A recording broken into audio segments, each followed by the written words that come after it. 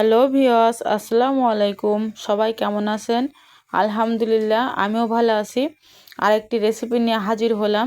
খুবই মজাদার একটি রেসিপি, ময়দার আলুর পুর দিয়ে তৈরি।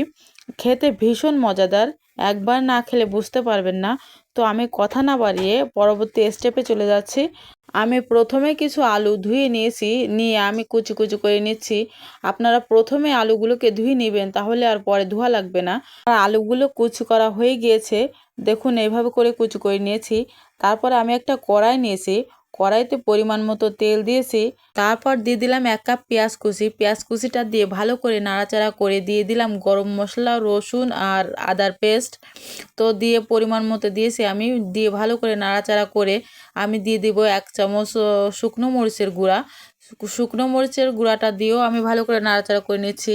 আমি কিছু মুরগির চামড়া ছোট ছোট টুকরো করে কেটে রেখেছিলাম, সেগুলোকে দিয়ে দিলাম, দিয়ে ভালো করে নাড়াচাড়া করে নিচ্ছি। এরপর দিয়ে দিব আমি 1 চামচ লবণ, দিয়ে দিব একটু হলুদ, দিয়ে পরিমাণ মতো দিয়ে আমি সুন্দর করে আবার নাড়াচাড়া করব। এবার আমি কুচি করে রাখা আলুগুলোকে দিয়ে দিলাম। আলুগুলোকে দিয়ে আমি ভালো করে নাড়াচাড়া করব, যেন লেগে না যায়। তো তলে যেন লেগে না যায়, সেদিক থেকে খেয়াল করবেন। তো দেখুন আমি কিভাবে নাড়াচাড়া করতেছি। এরপরে আমি দিয়ে দিব একটু লেবুর রস। লেবুর রসটা দিলে হয় কি, এর স্বাদটা দ্বিগুণ বেড়ে যায়। এরপরে আমি দিয়ে দিব ম্যাজিক মশলা। আমি যে কোনো রান্নায় ম্যাজিক মশলাটা ব্যবহার করি। ম্যাজিক মশলাটা দিলে হয় কি, এর স্বাদটা আরও বেড়ে যায়। তো আমি দিয়ে ভালো করে নাড়াচাড়া করে একটু কষিয়ে নিচ্ছি, তলে যেন লেগে না যায়, সেদিকে খেয়াল রাখবেন। আমি এবার কিছুটা পানি দিয়ে দিলাম, দিয়ে আমি ভালো করে আবার একটু নেড়েচেড়ে দিয়ে একটু ঢাকনা দিয়ে ঢেকে দিব। তো আমি দেখুন ঢাকনা দিয়ে ঢেকে দিলাম, ঢেকে দিয়ে এবার ভালো করে নাড়াচাড়া করে পানিটা শুকিয়ে যাওয়া পর্যন্ত নাড়াচাড়া করে সুন্দর করে একটু কষিয়ে নিব। দেখুন আমি কিভাবে কষিয়ে নিচ্ছি। তো আমার প্রায় হয়ে গিয়েছে কষানো। দেখুন আমার ফুডটাও তৈরি হয়ে গিয়েছে। আমি একটা রুটি আগে থেকেই বেলে একটু ভেজে রেখেছিলাম। এরপর আমি ফুডগুলোকে দিয়ে দিব, সুন্দর করে সাজিয়ে দিব যেন পড়ে না যায়। তো আমার ফুডগুলো সাজানো হয়ে গেলে আমি রুটিটাকে সুন্দর করে ভাঁজ করে করে একটা শেপ দিয়ে নিব। দেখুন আমি কিভাবে করতেছি।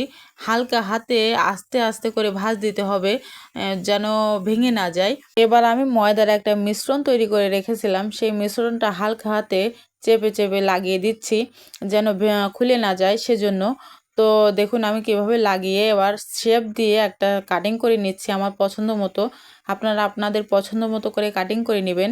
এবার যে ফুডটা ভিতরে দিয়েছিলাম, সেই ফুডটা যেন বের হয়ে না যায়, তাই আঙ্গুলের সাহায্যে একটু চেপে চেপে দিচ্ছি। এরপর আমি আগে থেকে একটু ময়দার মিশ্রণ করে রেখেছিলাম, এর ভিতরে আমি আমার কাটিংগুলোকে ডুবিয়ে ডুবিয়ে গলা দুইটা সাইডে আমি একটু বেডগ্রাম লাগিয়ে নিচ্ছি। এটা নেওয়ার কারণ হচ্ছে এগুলো ভাজার সময় আর খুলে যাবে না। তো আমি আমার মন মতো করে সাজিয়ে নিচ্ছি, আপনারা আপনাদের মন মতো করে সাজিয়ে নেবেন। দেখুন আমার সাজানো হয়ে গিয়েছে, আর দেখতে খুবই সুন্দর লাগতেছে। তারপরে আমি একটা কড়াই নিয়ে নিলাম, কড়াইতে পরিমাণ মতো তেল গরম করে নিয়ে আমি ফুডগুলোকে দিয়ে দিচ্ছি এক এক করে। তো আমার ফুডগুলো দেখুন দেওয়া হয়ে গিয়েছে। আমি এবারে আস্তে আস্তে উল্টে পাল্টে ভেজে নিব, যেন ভেঙে না যায়। খুব সাবধানে উল্টে পাল্টে দিতে হবে। তো আমি দেখুন কিভাবে উল্টে পাল্টে দিচ্ছি। আমার ভিডিওটি যদি ভালো লেগে থাকে অবশ্যই লাইক, কমেন্ট, শেয়ার করবেন, আর আমার চ্যানেলটি সাবস্ক্রাইব করে রাখবেন, পাশে থাকবেন। তো দেখুন আমার প্রায় ভাজা হয়ে গিয়েছে, আমি এবার উঠিয়ে নিচ্ছি। আর দেখুন কতটা লোভনীয় হয়েছে, আর খেতে জাস্ট ওয়াও। আপনারা ট্রাই করবেন।